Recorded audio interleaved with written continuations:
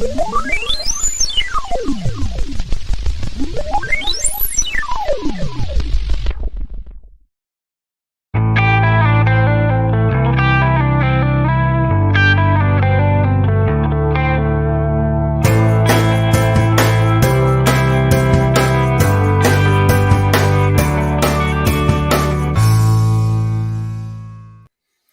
everyone, and welcome to this episode number 59 of The Chocolate Life Live. My name is Clay Gordon. I'm the creator and the moderator of TheChocolateLife.com, and you're watching today on the Chocolate Wire channel on YouTube or on LinkedIn or on Facebook. I want to welcome everybody, no matter where they might be tuning in today. If you'd go into the comments or the chat, please let me know where you're checking in from today, your name, and what part of the world you're from, and I can connect everybody together, or at least I can bring you up on screen and acknowledge the network of everybody who's joining us today. And this is an interesting topic for me today, which is modern slavery really real slavery? And the reason why it's interesting to me is that it represents, I think, in many respects, a culmination, or at least the end of a series of articles and live streams that I put together over the course of the last several weeks and months about the topic of what's fair and how we talk about things, the kinds of language that we use to discuss things. And I don't think that there's any more contentious topic in the world of chocolate than the notion of illegal labor, or whether we want to call it illegal labor or we'd like to call it slavery. I don't think there's a more contentious topic. And so what I want to do is I want to get around this notion of, what is slavery, and what do we mean when we use the term modern slavery? Because I think that, I'm going to go run through a presentation that I put together and talk about modern slavery, because I think it's going to be an interesting run through. And with that, let me jump into it. But before I do, let me just put a little banner up on the screen so that when you come in, you know how to find the Chocolate Wire channel going forward. I will remind everybody that for every single live stream I put together, there is a post on TheChocolateLife.com. And this is the post on The Chocolate Life.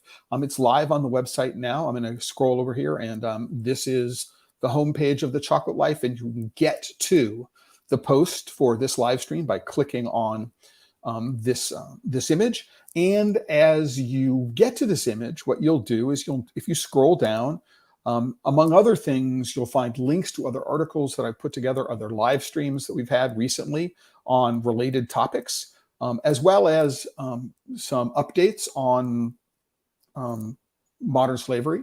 Is the product getting any better? Is it getting any worse? Some descriptions about what modern slavery is, so definitions for what modern slavery is, illegal child labor, and a bunch of other topics. So there are a whole bunch of resources that you can go and you can do your own research. Don't necessarily take my word for it. And what I'm doing is I'm providing you with links to the sources that I'm using to form many of my opinions. Right. And so with that out of the way, thanks everybody for joining me today. Let's go and take a look at the question of whether modern slavery is really real slavery. And I think about this as an unironically self-aware postmodern deconstruction of the word modern, right, in the modern slavery context. And one of the things I think about when I think about postmodernist deconstruction is the notion that we as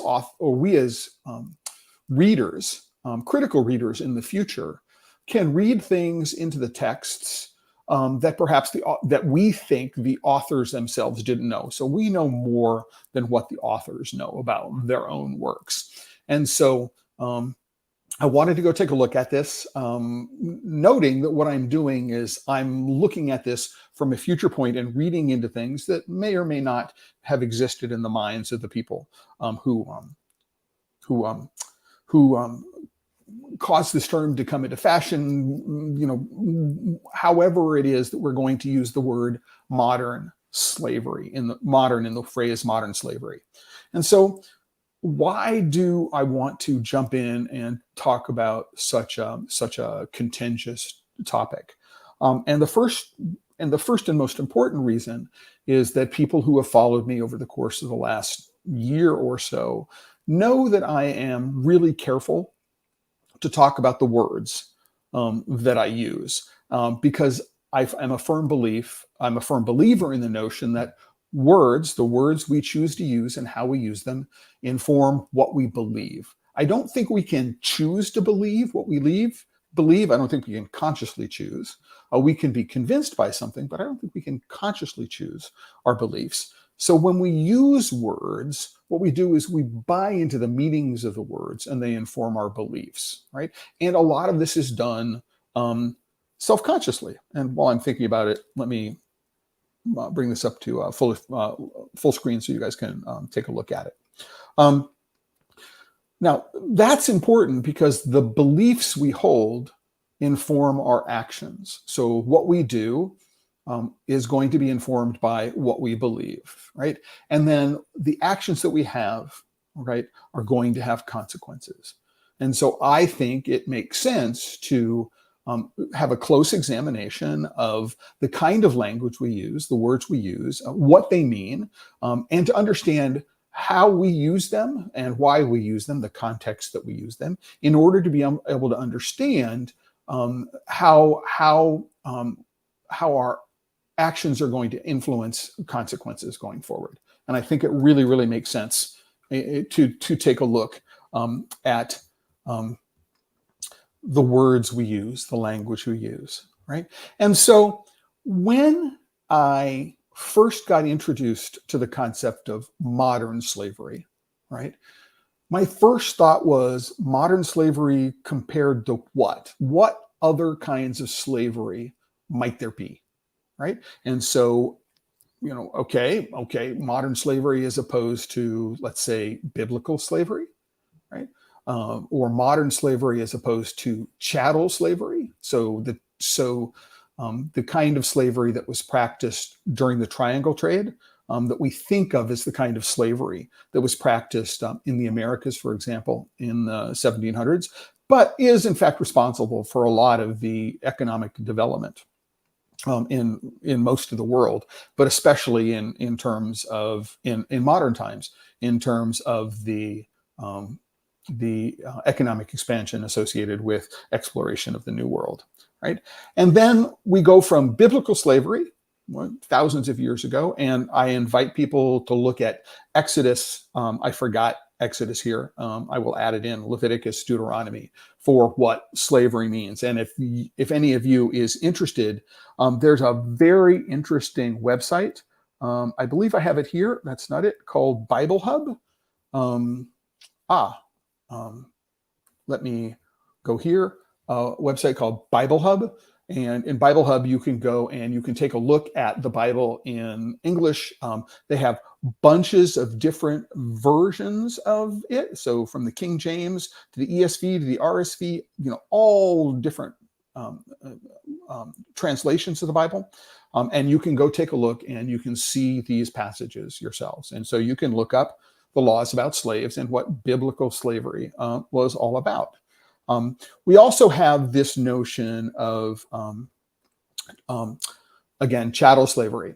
And the question becomes, I think, interestingly enough, what are the fundamental differences in and between these three forms of slavery? So look at them very, very carefully. What are the fundamental differences between them? And we want to think about this, especially in terms of the modern context. What is it that we're doing in the phraseology of modern slavery that is going to differentiate modern slavery from other forms of slavery, right? And I'm going to break it down. I'm going to propose a very, very simple difference, and that is the notion of possessory interest or ownership, right? That there is a clear distinction when we go take a look at the definitions for modern slavery, about the notion of possessory interest, of ownership, right? So, and situations where ownership may or may not exist. And so, for example, if we jump back into biblical slavery, all right, as described in Exodus and the laws. So when you buy a Hebrew slave, and so one of the things that suggests is there's a fundamental difference between slaves which you might get from members of your tribe as opposed to slaves that you might buy from other tribes or somehow get from other tribes. This notion of it's sort of it's a relationship where you have them for 7 years. At the end of 7 years, you can let them go free. If they came to you into your possession with a wife, then the wife will go with the slave. However, if you as the master gave your slave a wife and you had children, at the end of the 7 years, you had to decide whether or not you were going to leave your wife and children with your master, or whether you were going to become a permanent slave, in which case you could be willed to your children. You could be sold to others. You could be, your children could take possession and ownership with you after you passed along. And then you have this notion when a man sells his daughter as a slave. So there's this very much this idea, right, of possessory interest, right? That this property, right? And this is property that I can do with whatever it is that I want, right? When we think then about the triangle trade or chattel slavery, what we do is we find in many places in the Americas, anyway, I'm not going to speak for the rest of the world, but in many places in the Americas, what you've got is a situation where the rules and regulations which are set forth in Exodus and Leviticus and Deuteronomy are used to justify, in the Americas, the slave trade. So the Bible says that this is what I can do. I can possess people as property. I can do with them as I want, as long as if I beat them, they don't die, but they get up and they can walk around. At the end of a couple of days, I can do with them essentially anything that I want. And they're mine to buy and sell, right? They are my property. And this is where the notion of possessory interest comes in. Modern slavery, on the other hand, has expanded, right? And it's expanded to include things like trafficking and forced marriage. And we can find definitions for that at the U.S. State Department website, state.gov. They have a page called What is Modern Slavery? Now, there's a link to this page in this post, right, where it says, What is Modern Slavery? So there's a link to these pages on the website. So you can get a definition for what the United States government thinks is modern slavery.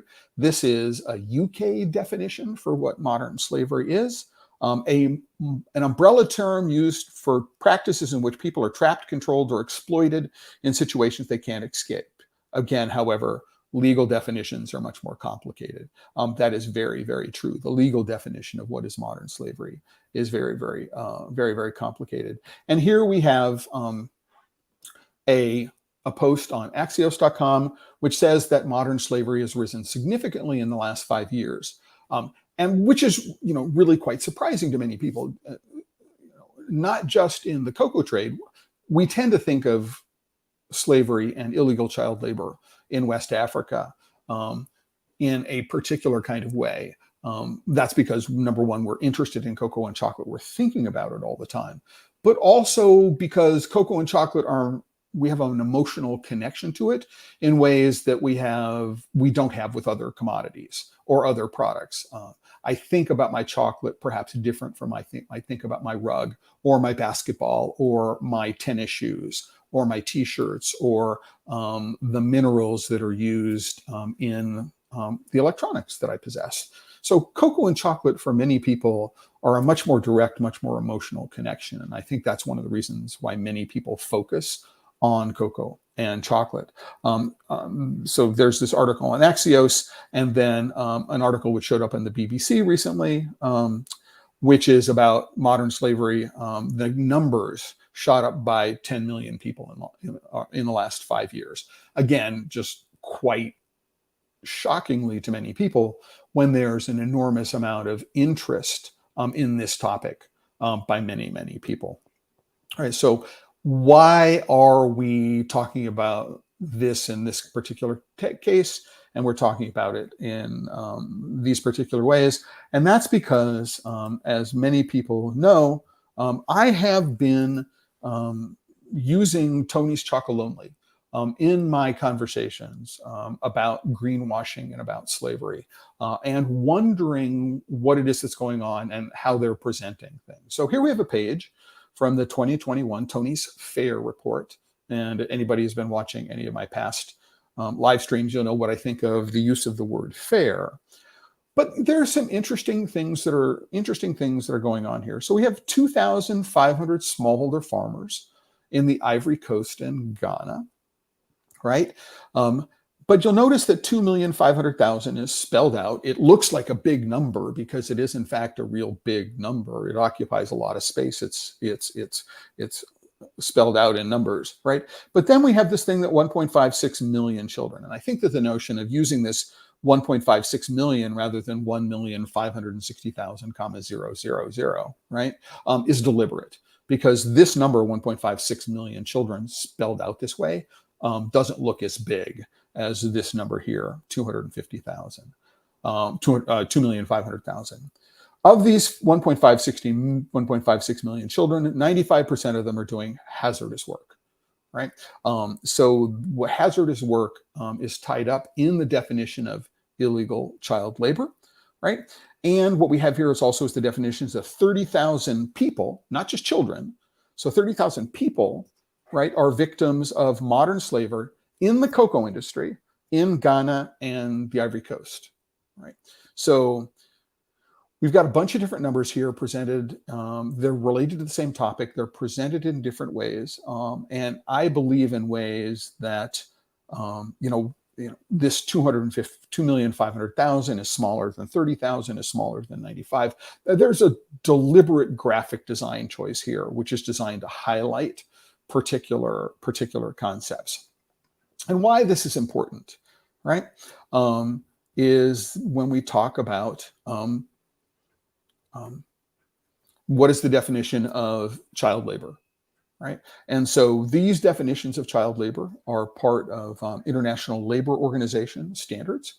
So we have different classes of child labor based on the age of the children. So, if your age is 5 to 13, it means light work. If you're 14 to 15, it's a little heavier work, right? And then 16 to 7, you can do heavier work. But then there are formal definitions of what is legal and what is illegal. So I can, we have this notion of hazardous child labor and other worst forms of child labor, right? And here we get a definition. So hazardous child labor refers to employment in designated dangerous industries and occupations, night work, unpaid household services for long hours, unsafe conditions, as well as dangerous working conditions. And then, okay, so if I think about children working in cocoa farms, right? So this 1.56 million, right, is 1.5 over 2.5. That's like 60% of all of smallholder farms. 60%, right? If we can't assume one children per family, but this is a very high number of children working when we take a look at how many smallholder farmers there are, right? They're engaged in, I think most important, unpaid household services for long hours. So this describes a child who's working in the family business.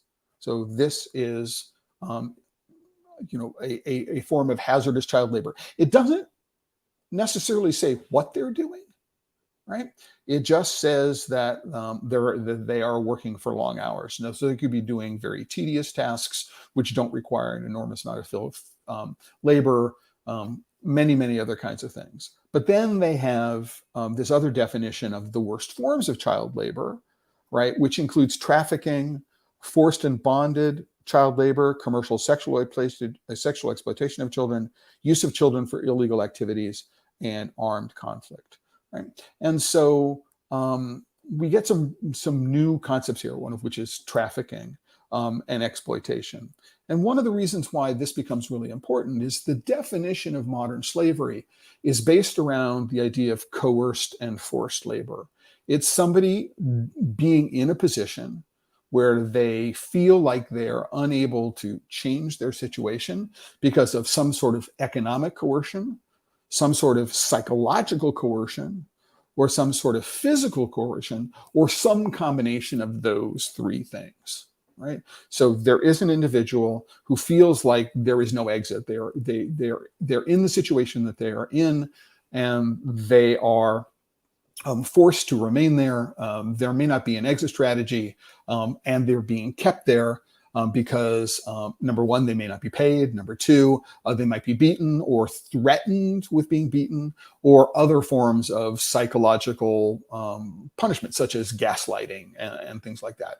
So those are where these definitions overlap. Importantly, so when we come back here, as I say, the fundamental differences in these things have to do with the notion of possessory interest, right? I'm going to propose that there is a difference between I own you, right? And where do the boundaries of possessory interest come into play, right? So what we want to do is we want to understand why this locution has come to be used. Why are we using the word modern, right? And what purposes are achieved? Who benefits from the use of the word modern? And one of the ways I think we might start picking apart the narrative is to ask ourselves the question, why, right? Why are people? Why this phrase, right? What happened to force this change in the usage of the word slavery? Why do we go just from calling it slavery, right, to calling it modern slavery, right? And I think the primary reason for this, the primary driver for this, is that slavery became illegal everywhere. And so what we needed to do, or what people wanted to do, is we wanted to be able to say, okay, modern slavery is what slavery is defined as, after we made slavery illegal everywhere. And ancient slavery, old slavery, is what happens when slavery was still legal. Now, you may disagree with the way I present that, but for me, it makes an interesting bridge. So, for example, in the United States, slavery became illegal with the signing of the 13th Amendment. Which also includes the notion of also includes the notion, by the way, of indentured servitude. Indentured servitude was one of the things that was outlawed in the United States as a result of the passing of the 13th Amendment. So, what is some of the consequences of the word modern? So, we use the word modern to define the difference between what is going on today, between what is going on in the past. I think that one of the consequences of this is that we can feel better about ourselves. I mean, there's an unintended consequence that somehow modern slavery is not as bad as modern slavery is not as bad as chattel slavery. Right? In some way or form, modern slavery is not as bad as what happened in the triangle trade, what was practiced, where I own a person, right? Figuratively speaking, I don't own anyone, but someone owns another person, and through that possessory interests is able to, for example, sell them or pass them down as inherited property or something like that. And the consequence here for me, in that sort of notion, is like, it's not as bad as it used to be, right? Or, modern slavery is not as bad as chattel slavery. Is that what it does? I think there is the danger that it serves to perpetuate colonialist or imperialist attitudes and make them more socially acceptable. So for me, I think of as fair trade as socially acceptable economic imperialism. And I'm coming to think that the use of the phrase modern slavery has has similar kinds of consequences, right? In terms of the way we think about slavery, right?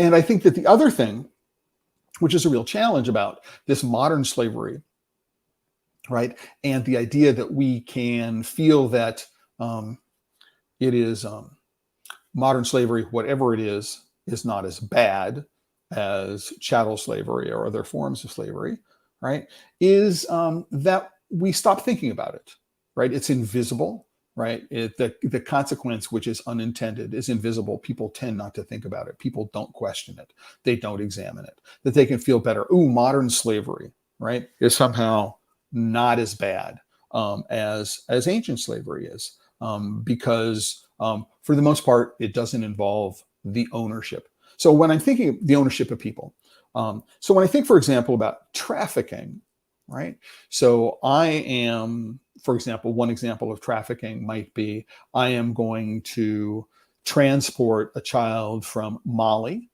from their parents in Mali, and I'm going to get them onto a farm in Cote d'Ivoire and Ghana. So I, as the trafficker, I pay the parents perhaps, right?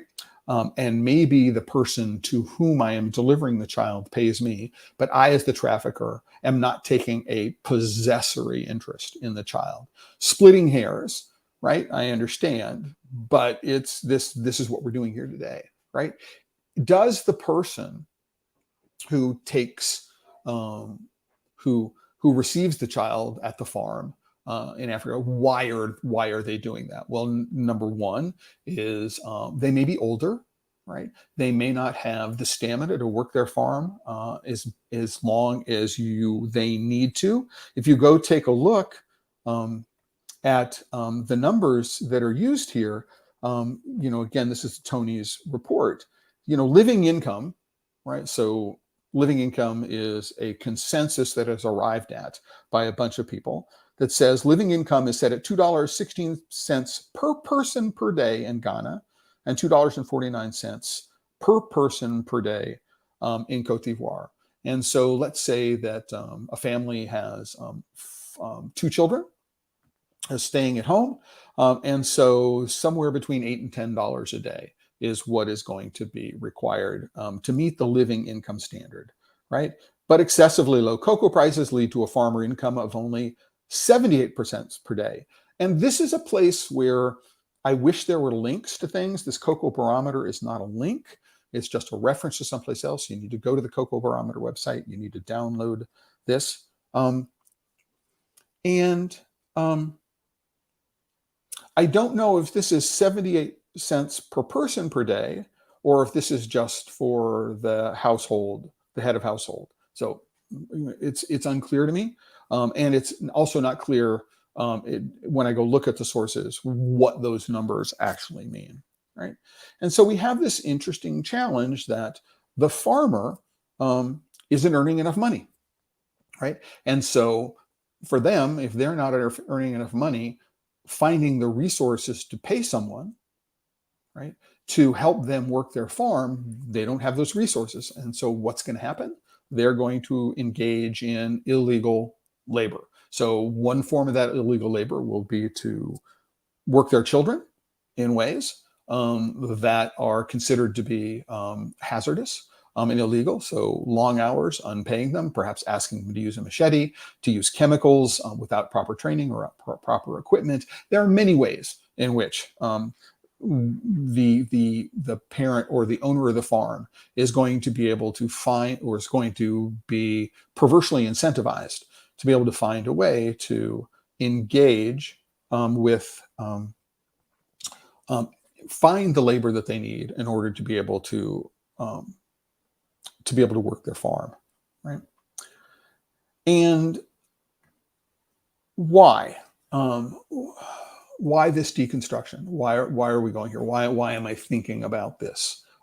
Really, really important. I think this notion of modern slavery versus other kinds of slavery has potential, as I said, unintended consequences, right? And I think that the notion we need to get to is slavery is slavery. It doesn't matter.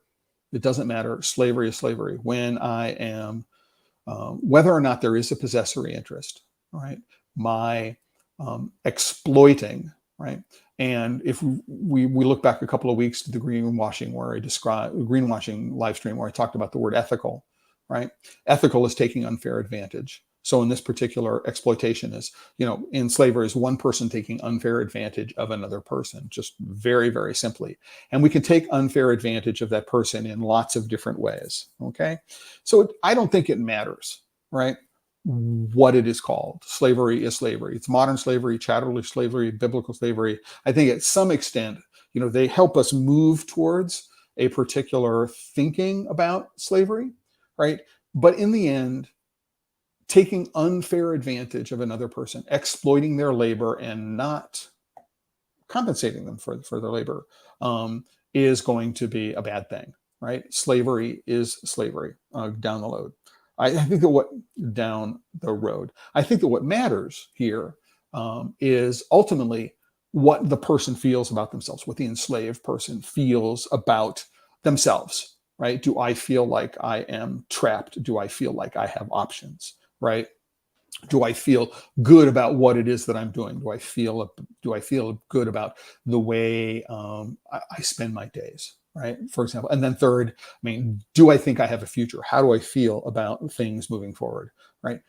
We need to concentrate, I think very, very importantly, not on what we here in the global north, right, how we want to parse words, how we want to play linguistic games, how we want to think about things and parse and slice and dice and move around and play these word games. I don't think that's productive. What we need to do is we need to really, really focus on the fact that this is all about the people who are involved and what they're feeling, right? And to say is like, would we be happy being in their position? If the answer is, I don't want to trade places with that person, right? Then it's wrong, right? No ifs, ands, or buts. That personalization, that thinking about it, really, really important, and taking it from the point of view of what the enslaved person feels. And I also think that there are some really, really bad apologetics.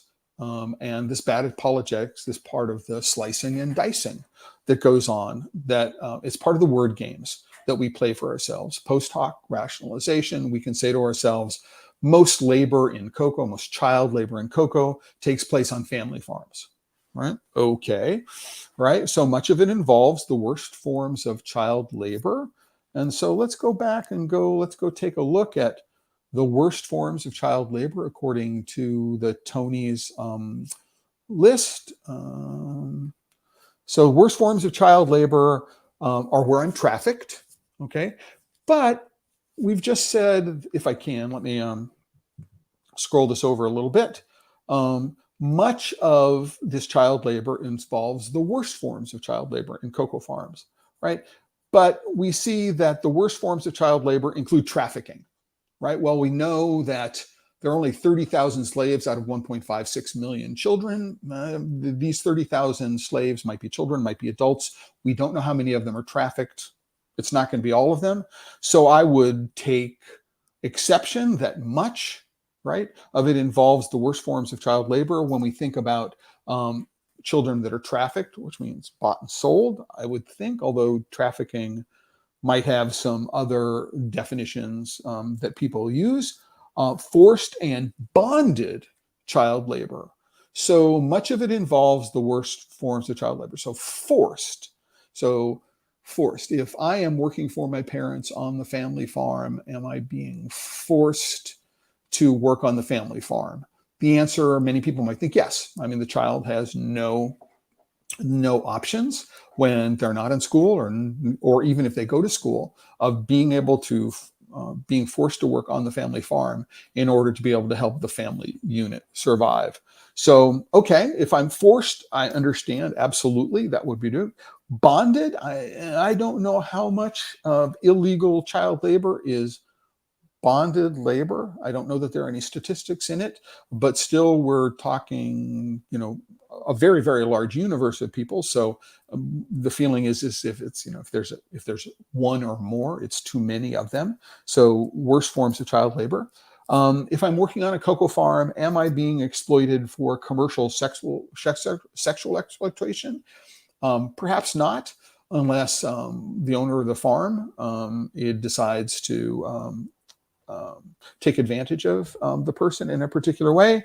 And the use of children for illicit activities and armed conflict. Well, one could say that any form of slavery is an illicit activity. And so I think that those are conflated and perhaps maybe redundant. And armed conflict. I don't think that there are a whole lot of children working on cacao farms that are being forced into armed conflict. Right.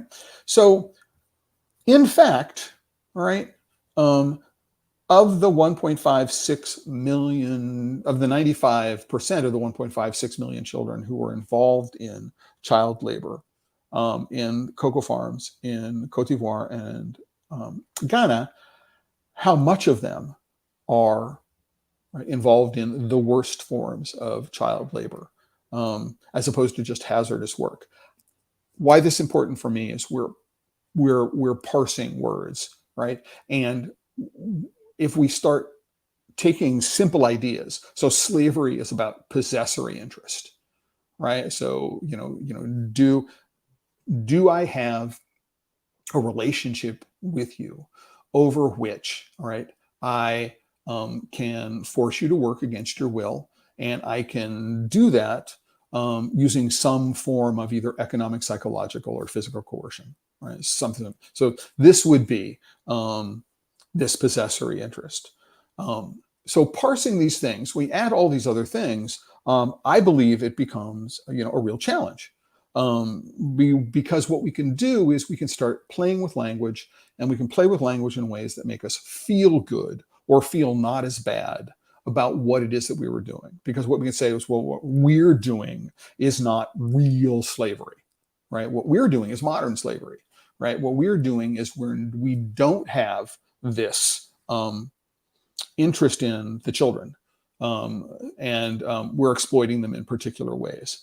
And this is the danger of the use, for me, of the use of throwing the word modern in there, is it gives us the opportunity to separate from the actual reality of what is happening on the ground, not just with children, but with anybody who finds themselves in a position for which they feel like they cannot escape for one reason or another. Keith, interesting question. Thanks for joining us. Keith is a contributing writer at TheChocolateLife.com. He's here in New York City. We've done a live stream where Keith has been a guest on nutrition and other kinds of things. And Keith asked the question, is there any evidence of the slavery prevalence in artisan chocolate? How should we reconcile family farm work in a developing country versus developing country pay, no pay hours? This is the heart of the question, right? And, it's sort of, the next line in the slide that I have up is parents express possessory interests in their children, right? So I don't know about you, but, these are my kids, right? And so there's a sort of implicit possessory interest in my children. It's like, hey, kids, you're going to be engaged in chores around the house or on the farm, right? It's part of what we do as a family, is that everybody's involved in doing these things. And so I believe that there is a possessory interest that parents have over their children. Right? And so does it rise to the level of slavery, right? Would be around this notion of do the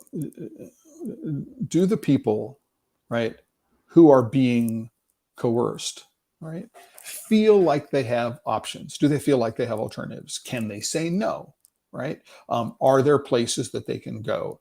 Can they go talk to authorities and say, hey, I am being mistreated, right? This is where things, I think, get really, really tricky. And in some cases, the answer is no, right? If I'm on a farm in West Africa, chances are it would be very, very difficult for me to go to the authorities and report someone. And even very, very seasoned people. So, for example, Nico Ruzin has said publicly, and I've posted about it on a post. If you go to TheChocolateLife.com, excuse me, there is a post which is referred to, I believe it's the one called Gaslighting Slavery, where Nico Ruzin, who's the ex-president of Solidaridad, went and made a comment where I visited a couple of farms in Ghana and I spoke with some people, and maybe there were some children involved in family chores on the family farm, but is no evidence of slavery, right, in cocoa in West Africa, right, which for me is misrepresenting what it is that's going on in the supply chain, right? It's important. And how can really, really sophisticated people, right? People who have a lot of experience visiting farms, a lot of experience visiting people, come to that conclusion? So these are really, really hard problems. If I don't know anything about cocoa and I go to a cocoa farm, how can I identify what might be forced labor and what might not be forced labor if I don't get the opportunity to actually speak with the people involved? And even if I do speak with people involved, if the person who is keeping them is coercing them into the situation, if they are nearby, if they're watching, then it might be the case where the slaves won't talk because when I, as the outsider, leave, they know that they are going to get punished for speaking out. So if there are no alternatives, okay, that might be one way in which we can differentiate between what is going on. So here in the United States, a child could go call Child Protective Services, for example, and they could say, listen, I want to complain because I believe that I am being treated poorly.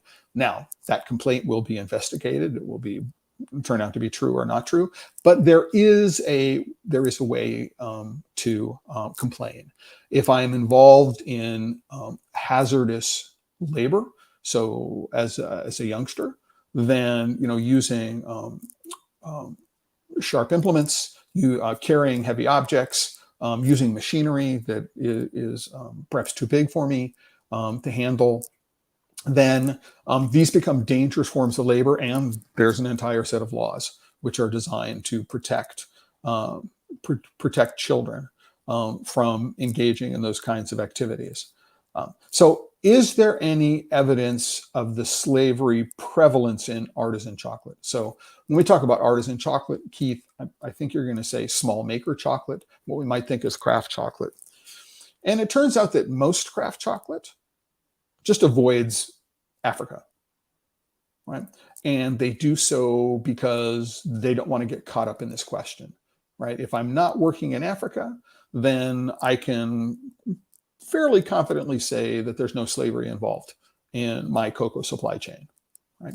Now, is there illegal child labor? I've been on a Rainforest Alliance certified co-op in Ecuador, and I saw a child on what might have been a school day.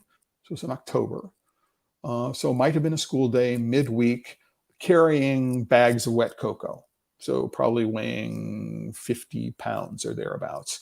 So a small child carrying a heavy bag, that's considered to be hazardous labor. And this is on a Rainforest Alliance certified farm, right? And so how do you reconcile family farm work in a developing country versus a developing country?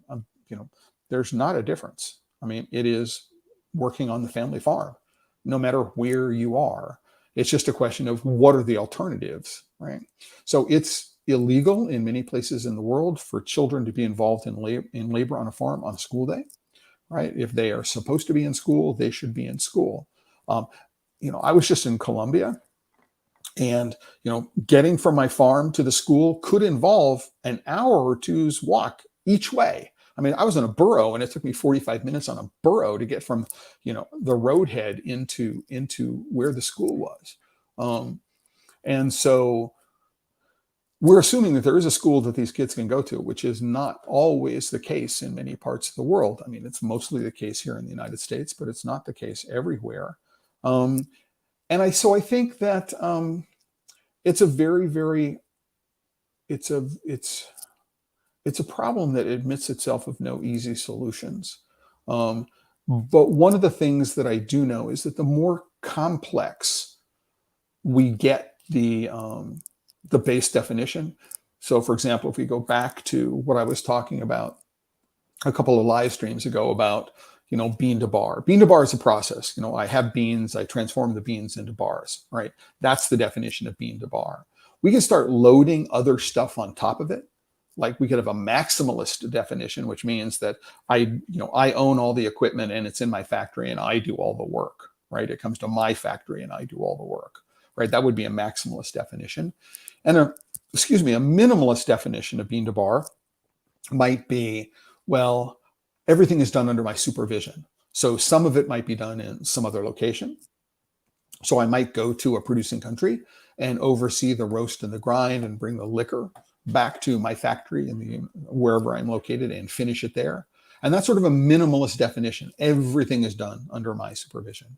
And it turns out that, even in most cases, I could own the company. So, for example, do the owners of Dandelion Chocolate, are they involved in every single batch of chocolate gets produced every day in their factory? Chances are no. What happens is there are people who supervise, right, the production of their chocolate for them, right? But the point being is if I've got bean to bar, right, and I've got a relatively simple definition, but what I do is bean to bar means you are ethical, and bean to bar means you are sustainable, and bean to bar means other kinds of stuff, that we can start picking apart things. That's not what we mean by bean to bar. I mean, I don't like your definition. I have some other definition, and we can squabble. And that's why I like, a simpler definition of the notion of slavery, right? Which is if we add, well, slavery is this, and it involves trafficking, and it involves forced marriage, right? And many, many other concepts, right? Then what we've done is we've made trying to individuals, we've made it harder for people who are not in the industry, where people whose jobs is to think about this stuff on a daily basis. If we're outside of that milieu, then it makes it very difficult for us to understand, because it's really, really hard to understand where the edges of this thing are, right? So where is the edges of what we call slavery? So when we talk about the evidence of slavery prevalence in artisan chocolate, so this is where I think the notion of the way I define direct trade becomes important. So direct trade for me is about developing long-term in-person relationships. So what it is that I want to do is I want to go to the farm, right? And I want to go to the farm on a regular basis, all right? And I want to be able to shake hands with the people that I'm working with. I want them to know me. I want to know them. Chances are I want to know their children. I want to know their health situation. This is what direct trade about. It's about these long-term personal relationships. And I think that if I am an artisan chocolate maker, a craft chocolate maker, right, that's what I need to do in order to have personal understanding. Right? The moment you abdicate your responsibility for these kinds of things, for example, to a third-party organization like FLO Fair Trade or the Rainforest Alliance, what you're doing is you're relying on other people to do the work, and you have no control over the way they do their work. And you have no control over anything about the process. And so I think that's a real, real challenge. But I think that this is one of the reasons why most of the craft chocolate world tends to work in countries other than Cote d'Ivoire and Ghana, right? So that they can say, we're working in places where this is not a real problem. Does that mean that there's not child labor on family farms? The answer is no, right? So at what point does it become illegal, right? The point at which it becomes harmful and exploitive. So if I'm a parent and I'm working my kid 14 hours a day and I'm not paying anything, I mean, they're not going to school, yeah, that's exploitive, right? And should be called out. So if I am a chocolate maker, right, or buying beans from either directly from the farmer, right, or through some intermediary like a cooperative from this farmer, how do I know? right? Well, without actually visiting there, or without actually have somebody whom you trust can go there, you don't, right? And so it's all about what you represent as a maker, what you represent, right? How confident can you be in the representations that you're making, right? And again, this is where, that direct trade notion comes in. From personal experience, you've had eyes on, you can trust the people who work to get the product from the farm, right? So direct trade is, while you do want to minimize the number of intermediaries between you and the farm, right? You're going to require people to take care of the logistics for you, unless you're actually physically driving to the farm, picking up the cocoa beans in the truck, driving that truck to the port, which most people aren't doing. There are going to be intermediaries that handle the logistics, right? So getting maybe if I'm if I am a so-called farm to bar, I own the farm, and so I'm actually transporting the beans from the farm to my factory. In the United States, that can be done in Hawaii and Puerto Rico. No other places in the United States. So I'm buying the beans from other places. And Keith, I hope that's a long and rambling answer to the question you asked, but let me know if I asked the question, right? I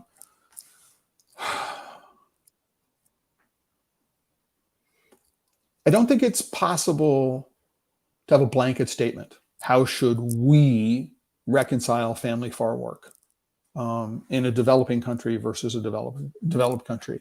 I think it's about visibility. I think it's about being open and honest about what you're doing and how you're doing it. And that's what you do, right? That what you want, that's what you need to do. And if you are relying on other people, that you're open and honest about what those people are doing, and you have trust all the way down in both directions, right? I don't know that there's any other way to do it than that. So do I trust Rainforest Alliance or FLO Fair Trade to implement everything that they're talking about every place? The answer is I don't, right? And so I have fundamental challenges with some of the representations that they make. Do I trust Tony's Chocolonely to represent what they're doing completely accurately and truthfully? The answer is no. I think that what they do is they present what they do in a way that makes them seem like, yay, we are the champions of this. And, if you join us, you're going to be able to stop slavery in the cocoa supply chain, which they've been working, they sold their first chocolate bar in 2004. So, 18 years later, and they recognize that illegal child labor is not something they can eradicate from their supply, and they're only working with 7 co-ops in 2 countries, right? And they work with 8 or 9,000 farmers out of 2,500,000. I mean, one of the reasons why they're able to do what it is that they're doing is their supply chain is minuscule, right? They are joined at the hip with Barry Callebaut. I don't believe there's any way that Tony's Chocolonely can afford to sell a 180-gram bar of chocolate for $3.99 and be paying the farmer a living wage. I mean, I don't see how it can be done. So I don't trust what it is that they're representing. And so I think, Keith, a healthy skepticism is one of the things that I think that is most important to keep in mind. Don't take what it is that people tell you at face value. If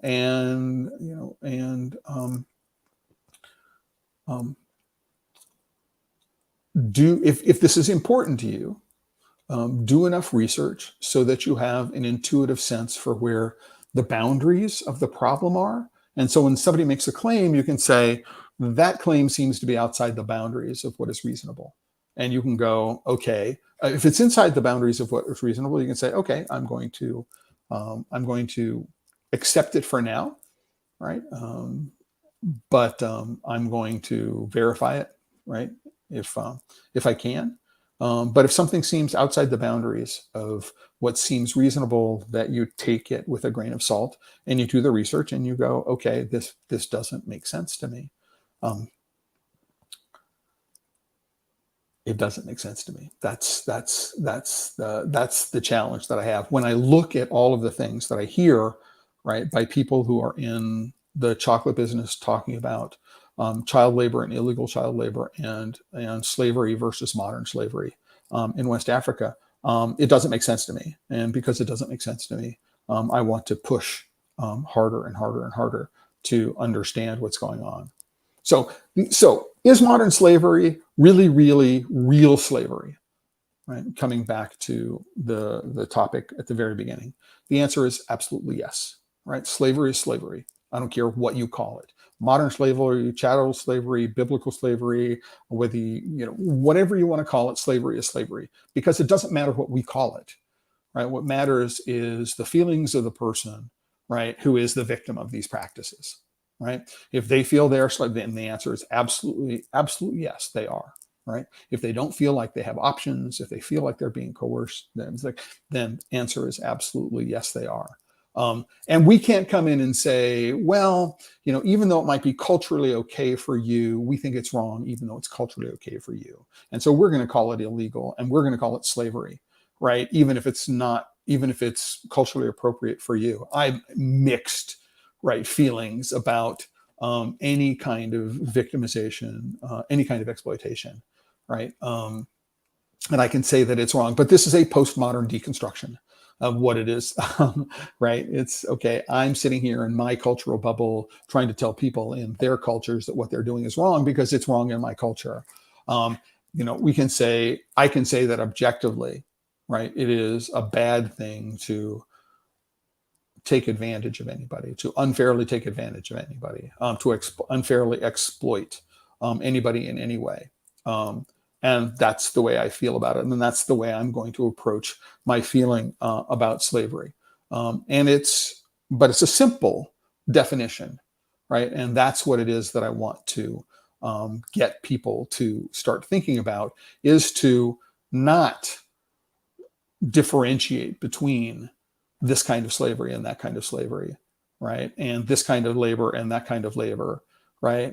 Let's go back to that simple definition of ethical, which is about not unfairly taking advantage of anybody, not exploiting anybody. And if we get back to that very, very simple definition, I think that what we can do is we can get rid of this notion of modern, right? Which allows us to step back, right, and get away from the slavery of 150 years ago, and we can feel better about ourselves for some reason. I don't know that we can, right? But that's how it is that I feel about all these things. And please, what I'd like you to do is when we think about modern slavery and whether it's really real slavery, right, after this unironically self-aware postmodernist deconstruction, there is a post on the Chocolate Life right now, right, for this live stream. And if you scroll down to the bottom, there is a comment section. Now, if you want to continue the conversation in the comments on the Chocolate Life, you do have to be a member. If you're not a member, just click on join. If you'd like to support the work that I do financially, then you can join, but there is always a free tier. You can join as a free member. The other way that you can support what it is that I'm doing is to go to YouTube, the Chocolate Wire channel, like the video, subscribe to the channel. I'd like to hit 1,000 subscribers by the end of the year. Not because I want to monetize the channel. It's just a goal. I'd like to get there. To like this video, share the video with your friends. If you're watching on LinkedIn or Facebook, follow my channel, connect with me on LinkedIn, or share and like the video on Facebook as well. I would really, really appreciate all those kinds of support. And before I go, two things. First one, Keith follows up, agree, we're focused on cocoa. It's likely present in much of the agricultural space globally. And the answer is yes. We have related issues in coffee. We can certainly in sugar. But then we also have it in, we know that we have it in textiles in many parts of the world, whether it's rug weaving or whether it's in making finished apparel, and also in terms of conflict diamonds, and we have it in the mining of not heavy metals, but rare earth metals, things which are used in complex electronics. But I wanted to finish. I'm going to do a new thing, starting with this episode, which is do a quick chocolate. We're here talking about chocolate on the Chocolate Wire and the Chocolate Live.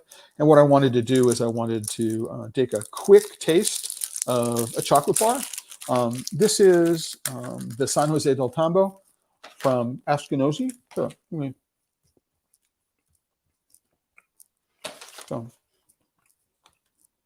Right. And because I wanted to talk about my connection, number one, with Sean. We went on our first bean buying trip to Mexico and Venezuela in 2006. He was on my second trip to Ecuador in 2005. His first trip to a producing country in 2005. Excuse me. I've been talking for an hour. Also, when I think about the way that Sean has always striven to accept personal responsibility for the relationships he has with his farms and his farmers, I think when it comes to an embodiment of the direct trade model, there are not a whole lot of people in the world who are doing much better work than he is. There are some who are on a par. I'm not going to say he's alone, but he is doing some amazingly good work. And I really appreciate the work that he does. And also because, number one, if you look very carefully on the body, this is backwards, you'll see that there's a chocolate date, CHOC-O-LOT, chocolate. That's something that I contributed to the packaging back in 2006, 2007. So I'm really, really happy every time I go and get a new bar to see that, I'm still remembered in a particular kind of way. And also to say that the reason why I chose Ecuador is I'm in the middle of planning my first return trip to Ecuador since 2005. I'm going to be there sort of mid-October. I'm going to start off as a guest of a festival in Puerto Quito, which is in Pichincha, just outside Quito. And then going to be spending a week in the Guayaquil area and visiting a bunch of farms and a bunch of people down there. So I'm really looking forward to my first return visit back to Ecuador.